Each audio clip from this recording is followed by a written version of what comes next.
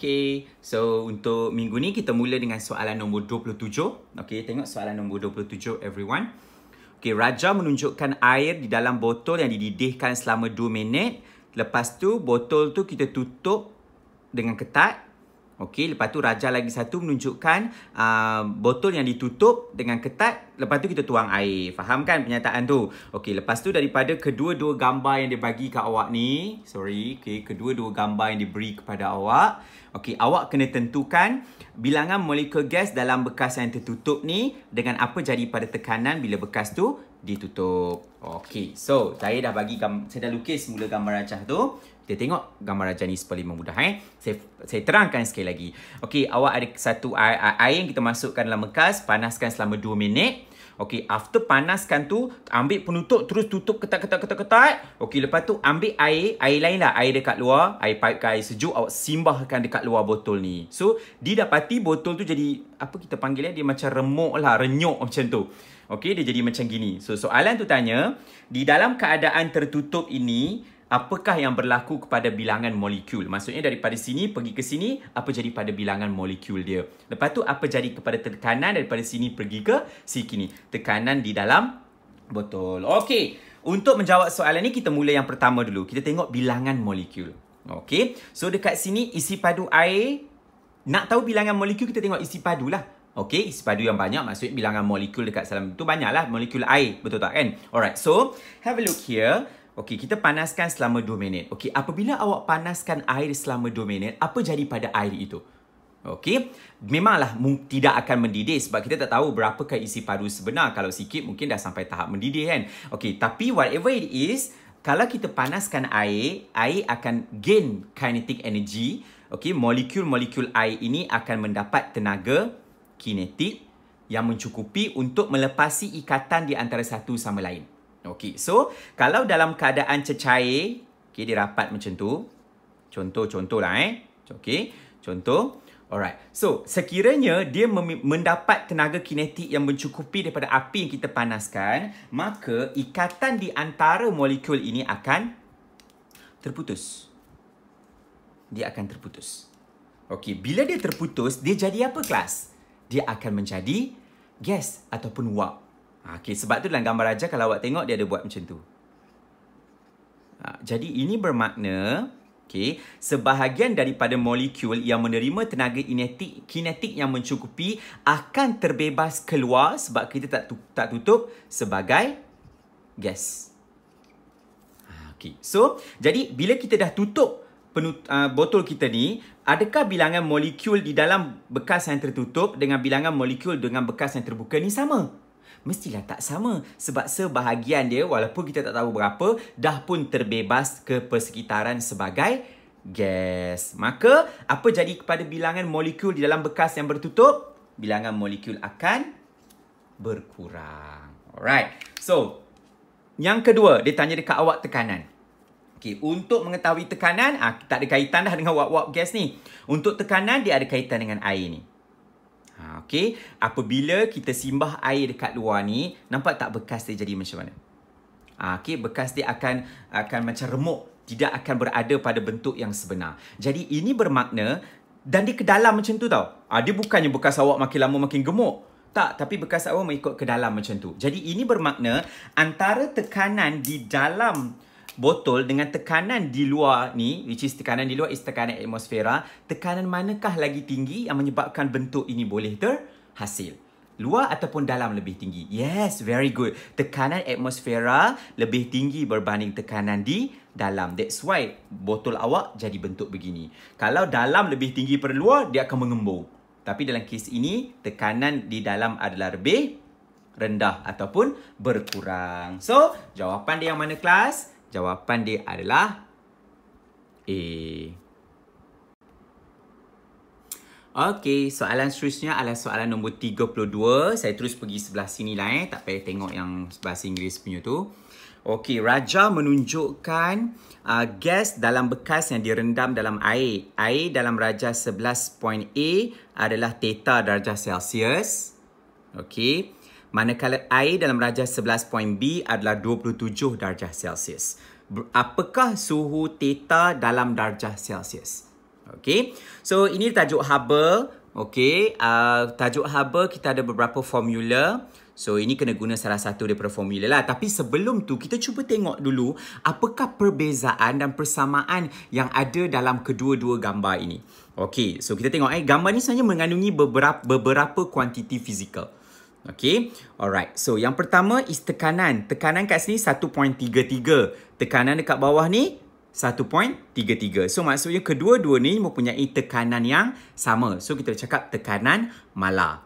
Alright. Yang kedua, suhu. Suhu dekat sini theta. Suhu dekat sini 27. So, suhu dia berbeza. Dia minta kita cari yang theta ni. Ada lagi satu kuantiti fizik yang ada. Kalau awak perasan. Apa dia lagi satu? Lagi satu adalah ni vol. Vol ni apa? Ini adalah isi padu. Alright. So, untuk yang pertama ni isi padu dia berapa? Isi padu dia awak tengok kat sini berapa? 4. Untuk yang kedua ni isi padu dia berapa? 3. So, maksudnya dekat sini dalam kedua-dua gambar rajah kita ni ada tekanan, ada isi padu, ada suhu. Tetapi tekanan kedua-duanya adalah malar. So, tekanan kita tak ambil kira. Kita ambil kira suhu dan isi padu dan juga suhu. Alright. So, untuk selesaikannya, kita kena guna kita punya segitiga ini. Alright. Remember lagi hukum-hukum gas.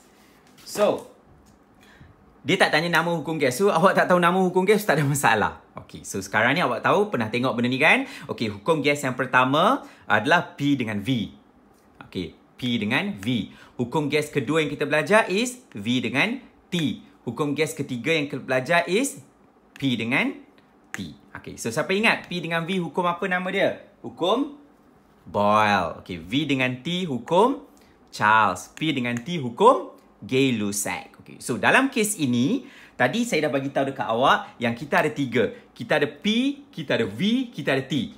Dan yang paling menarik, dia dah bagi tahu kat kita apa yang dimalarkan. Apa yang dimalarkan? Yang dimalarkan adalah P. So, P tak terpakai. So, yang tinggal V dengan T. So, sekarang ni kita tengah melakukan hukum Charles.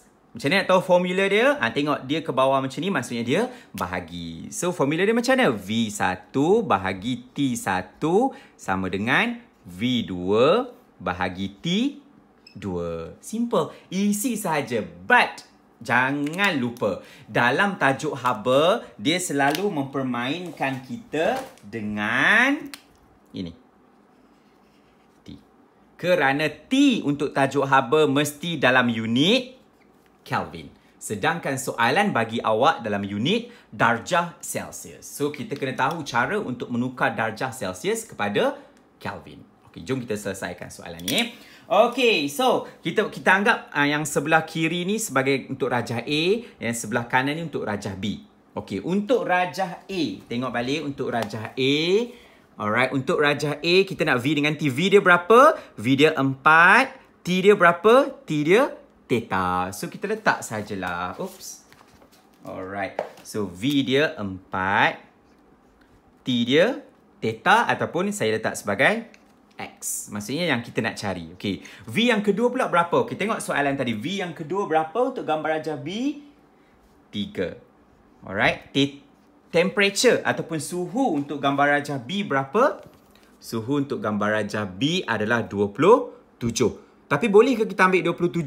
Tak boleh sebab 27 dalam darjah Celsius. So, macam mana nak tukar darjah Celsius kepada Kelvin? 27 campur 273. So, awak dapat berapa bawah ni? Awak dapat 300 Kelvin. Alright. So, kita guna yang ni Okay. So, kita darab silang je lah macam biasa. 4 darab 300, 3 darab X. So, apa yang awak dapat? Gedebak-gedebuk awak kira. Awak akan dapat 1,200. 300 Kelvin darab dengan 4 ni awak dapat 1,200. 3 darab X is 3X. So, kalau cari X, kita pusing ke depan. X sama dengan 1,200 bahagi 3, awak dapat 400. Okay. X ni apa tadi? X ni adalah T1. Ni, T1 kan? T1 ni apa? Ni suhu, betul tak? So, 400 ini dalam unit apa kelas? tadi awak guna Kelvin sebelah sini. So, automatically sebelah sini juga adalah Kelvin. Ramai di kalangan awak ambil 400 ni dan terus jawab di sini. Sedangkan, apakah suhu theta dalam darjah Celsius? 400 ini bukan darjah Celsius. 400 adalah Kelvin. So, dah selesai ke? Belum selesai lagi. Sekarang ni kita nak cari theta kita tadi tu. So, macam mana 400 ni kita nak tukar kepada darjah Celsius? Okay, kelas. Kalau daripada darjah Celsius nak pergi kepada Kelvin, kita tambah 273. So, kalau daripada Kelvin nak pergi ke darjah Celsius, apa kita perlu buat? Kita kena tolak 273. So, you dapat berapa? Tekan kalkulator, awak akan dapat 127 darjah Celsius. Inilah, inilah jawapan dia. Okay, jawapan dia 127 darjah Celsius, iaitu C. Alright, so next question. Cuba tengok muka surat 122 pula. Okay, soalan nombor 34. Okay, ni soalan ni nombor 34 Okay, Raja menunjukkan pandangan dari udara dua bangunan sekolah. Okay, ni bangunan sekolah, ni bangunan sekolah. Okay, pemeriksaan tahunan dilakukan oleh juruteknik terhadap sistem siren sekolah. Bila kita on sistem siren sekolah, murid Q mendengar siren. Mana murid Q? Oh, murid Q sini. Dia dapat dengar siren tu. Clear. Bagus. Tetapi murid P dengan murid R mendengar siren, tidak dapat mendengar dengan jelas. Maksudnya dia dengar dengan slow. Okay, saya dah bagi tahu dekat awak kan dalam WhatsApp hari tu sebelum awak jawab. Okay, macam nak tackle yang ni sebab yang ni agak berfikir sedikit. Ramai yang PM saya tanya, saya bagi, rupanya salah juga. Okay, so dalam penerangan saya hari tu saya dah bagi tahu alasan kenapa murid ini tak mendengarnya. Okay, so kalau ikut daripada kita belajar, kita boleh lukis. Okay, sampai dekat sini, apakah fenomena yang berlaku? Ada berapa fenomena? Fenomena 4 kan? Okay, pantulan, pembiasan, pembelauan, interference. Okay, so antara 4 ini, apakah fenomena yang berlaku di sini? Pembelauan. So, awak pun tahu yang bunyi itu akan dibelaukan. Okay, tapi kawan ni, dia makin lama dia tak clear. Sama juga situasi dengan sebelah sini. Okay, P ni tak jelas. Maksudnya makin jauh, makin tak jelas. So, apa sebenarnya yang berlaku? Sebenarnya yang berlaku adalah awak punya siren ini tidak cukup dia punya tempoh. Maksudnya dia mengalami pelembapan. Okey, awak ingat lagi pelembapan maksudnya dia makin lama makin slow. Okey, jadi cara kita nak alasan kenapa P dengan R ini tak dapat mendengar adalah kerana awak punya tempoh rendah. Okey, bila tempoh awak rendah maksudnya awak jarak di antara puncak dengan puncak ni terlampau rapat. Jadi sekejap saja dia dah slow. So bayangkan kalau awak berjaya panjangkan tempoh dia, jadi pelembapan tu akan berlaku dalam tempoh masa yang lagi lama.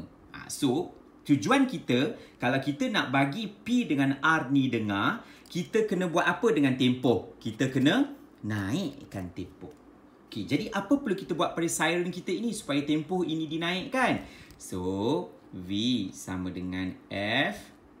V sama dengan F lambda pula. F sama dengan 1 per T. Itu formula dia kan. Untuk cari frekuensi, kita gunakan 1 per tempoh. So, kalau awak nak naikkan tempoh, apa perlu buat dengan frekuensi? Ini berkadar terus ke berkadar songsang? Ini berkadar songsang. Jadi, bila kita nak naikkan tempoh, maka frekuensi perlu diturunkan. Okay. Jadi maksudnya siren awak ni perlu diturunkan frekuensi dia, barulah awak punya gelombang ini akan dapat didengari dengan lebih jelas dekat P dengan R kerana tempohnya lebih tinggi. Sebab itulah jawapan dia B, mengurangkan frekuensi siren. Okey kelas, dan soalan yang terakhir untuk pembincangan saya menerusi video ni untuk kelas online kita sempena PKPB ni. Alright, and then kita tengoklah apa yang berlaku selepas ini. Okey, so nombor 36. Betul ke 36? Yes, nombor 36 Okey, soalan tu tanya apa? Soalan tu kata Raja menunjukkan telinga yang menerima bunyi daripada pembesar suara. So ada gelombang. Dia tak beritahu frekuensi berapa, tempoh berapa, tak. Dia in general je. Kita dengar bunyi daripada pembesar suara. Okey. Antara berikut yang manakah tidak benar? Tidak benar. Okey, so tak payah tengok gambar. Gambar tu tak ada memberi apa-apa cerita jawapan pun sebenarnya. Sekarang ni, apa yang diuji kepada awak sebenarnya dia sedang menguji pemahaman awak tentang jenis-jenis gelombang dan dalam kes ini, gelombang bunyi. Okey, bunyi memerlukan medium untuk merambat. Okey, so medium ni maksudnya dia memerlukan satu ruang. Okey, satu bahan untuk merambat. Kalau tak ada bahan, dia tak boleh nak merambat. Maksudnya kita tak akan dengar bunyi itu. Okey, cara kita nak tahu benda ni betul ataupun tidak.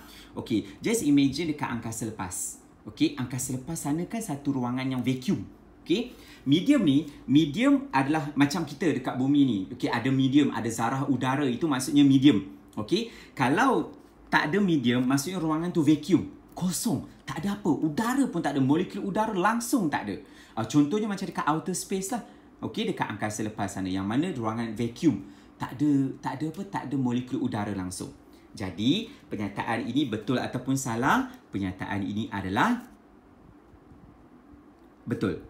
Sebab bunyi memang memerlukan medium. Kalau kawasan tu vacuum, awak takkan dapat dengar apa-apa. Contohnya kalau kita duduk dalam satu bilik dan bilik tu kita sedut semua udara, kalau awak bercakap, orang lagi satu takkan dengar kerana bunyi awak tu tak boleh nak ditransferkan dari satu medium ke satu medium. Kerana tidak ada medium. Okey, yang kedua, gelombang bunyi adalah gelombang membujur. Kita belajarkan dua jenis gelombang, membujur dan melintang. Dan satu-satunya yang saya bagi gelombang untuk membujur adalah gelombang bunyi. So, yang ni pun betul. Okey, bunyi merambat lebih laju jika jarak antara telinga dengan pembesar suara berkurang. Sebenarnya, okey, ini saya dengar pun saya ketawa. Sebenarnya yang menyebabkan bunyi ni tak merambat lebih laju pun. Yang menyebabkan awak dengar kerana awak dekat dengan dia. Bukan kerana bunyi tu makin laju. Bunyi tu kelajuan dia sama. Okay, sama sahaja hal laju bunyi tu. Okay? Kecuali kita ubah frekuensi dan sebagainya, itu lainlah. Okay, tapi dalam kes ni dia kata bunyi tu jadi laju kalau kita dekat dengan pembesar suara. Tak ada cerita. Okay, ini salah. Bunyi sama sahaja walaupun di mana jarak kita. Okey, yang menyebabkan kita dengar ataupun tidak dengar adalah proses pelembapan, pembelauan. Itu sahaja. Mungkin tempohnya berkurang sampai dekat kita dah tak dengar. Tapi lajunya tetap sama. So, jawapan dia C. Alright. So, dia kata tidak benar kan? So, tidak benar C lah kan? Okey. So, tengok juga yang D. Jika suhu udara bertambah, laju gelombang bunyi akan bertambah. Yes! Okey. Macam mana nak faham yang ini? Cuba awak tengok dalam tajuk pembiasan yang kita pasal bunyi pada waktu malam dengan bunyi pada waktu siang. Okey, kenapa pada waktu siang kita tak dengar bunyi? Kerana bunyi dibiaskan menjauhi permukaan bumi. Malam dibiaskan mendekati permukaan bumi. Okey, jadi apa yang berlaku sebenarnya kalau suhu udara bertambah? Apabila suhu udara bertambah, maksudnya jarak di antara zarah ataupun molekul udara tu lebih jauh di antara satu sama lain. Berbanding dengan ketika suhu kurang mereka lebih rapat. Jadi, kalau suhu udara bertambah, maka gelombang bunyi itu akan bergerak dengan lebih laju. Yang ini betul. So, jawapan dia adalah C. Sekian. Seterusnya, soalan nombor 29. 29 ni macam soalan sains, tapi tak apalah. Dah ramai salah. Okey, antara yang berikut, yang manakah adalah benar? Okey, maksudnya dia bagi awak dua situasi. Yang pertama, peluh tersejat daripada kulit kita. Yang kedua, kondensasi wap air.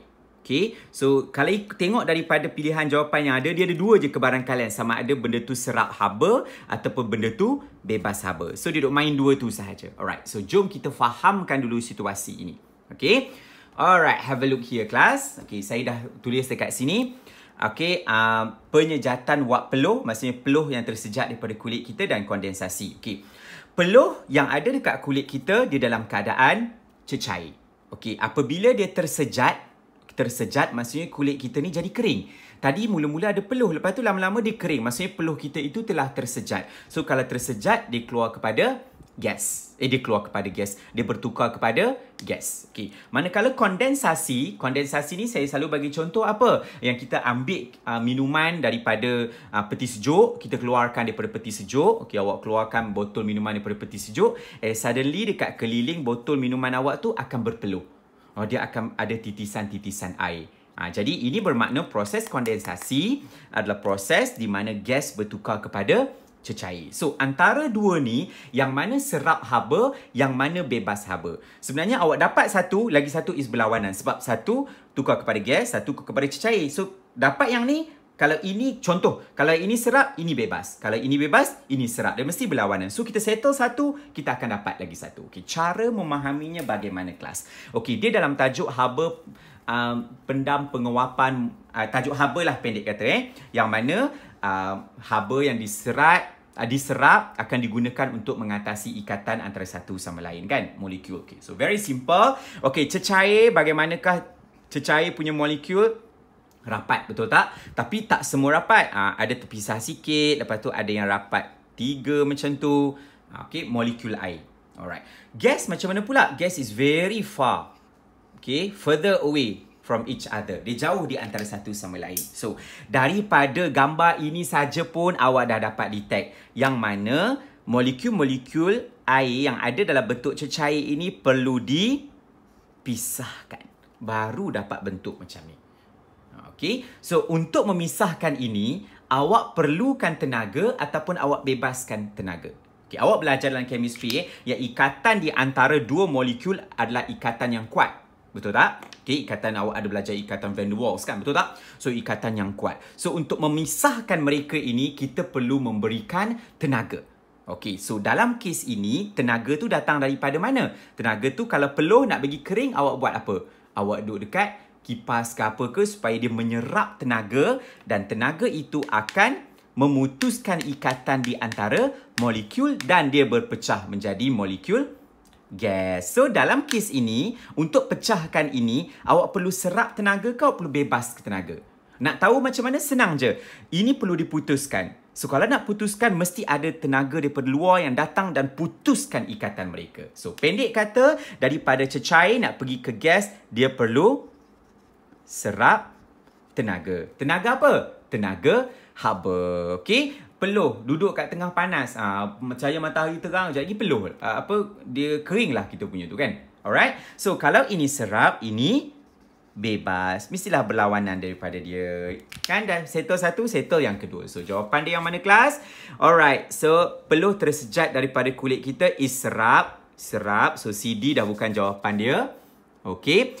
So kondensasi wap air is bebas. So jawapan nombor 29 ini adalah B.